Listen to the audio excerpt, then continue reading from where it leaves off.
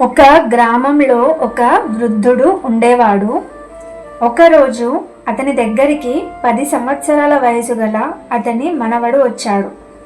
ఆ మనవడు వేరే ఊళ్ళో అతని తల్లిదండ్రులతో కలిసి ఉండేవాడు. ఆ మనవడితో ఆ వృద్ధుడు ఆడుతూ పాడుతూ బయటకు తీసుకెళ్తూ ఉండేవాడు. ఒకరోజు ఆ పిల్లవాడు ఆ వృద్ధుడితో ఇలా అన్నాడు, తాత, పెద్దయిన తర్వాత నేను చాలా గొప్పవాడిని అవుతాను. కానీ ఎలా అవ్వాలి? నేను సక్సెస్ఫుల్గా ఉండాలంటే ఏం చేయాలి అని అడిగాడు. అందుకు ఆ వృద్ధుడు ఒక చిరునవ్వు నవ్వి ఆ బాలుడిని ఒక నర్సరీ దగ్గరికి తీసుకెళ్ళాడు. ఆ నర్సరీలో 2 చిన్న చిన్న మొక్కలను కొని ఇంటికి తీసుకొని వచ్చాడు.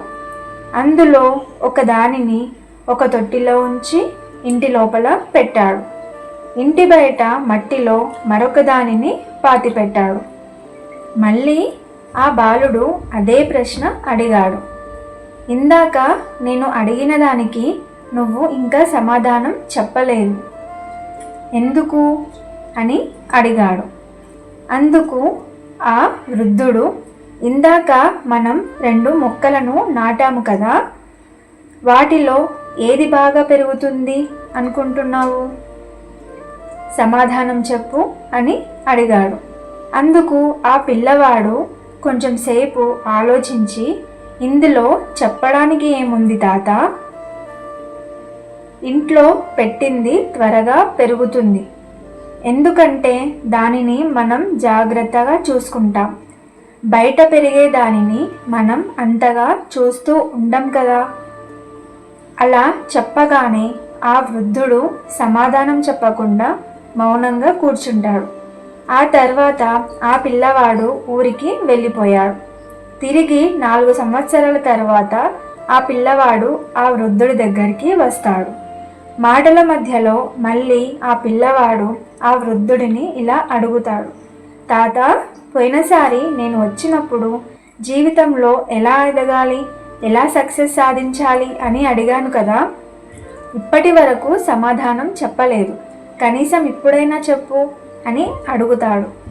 దానికి ఆ వృద్ధుడు, సరే చెప్తాను, కానీ దానికి ముందు మనం నాటిన మొక్కలను ఒకసారి చూసి ఆ తర్వాత నీ ప్రశ్నకు సమాధానం చెప్తాను అంటాడు. సరే అని ఇద్దరూ కలిసి ముందుగా ఇంట్లో నాటిన మొక్క దగ్గరికి వెళ్తారు. వాళ్ళు నాటినప్పుడు చిన్నగా ఉన్న మొక్క ఇప్పుడు కొంచెం పెరిగి పెద్దయింది. అది చూసి చాలా సంతోషించాడు మనవడు.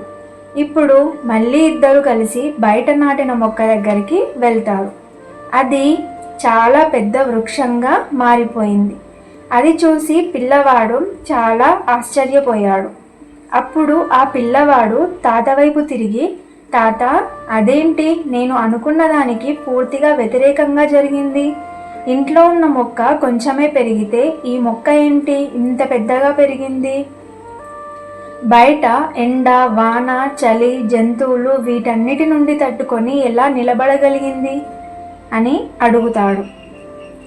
అందుకు ఆ వృద్ధుడు ఇలా చెప్తాడు, నేను నీకు ఇదే చెప్పాలి అనుకున్నాను. అన్ని కష్టాలను తట్టుకొని అన్ని అవాంతరాలను ఎదిరించి ఈ మొక్క ఇంత పెద్దది అయ్యింది.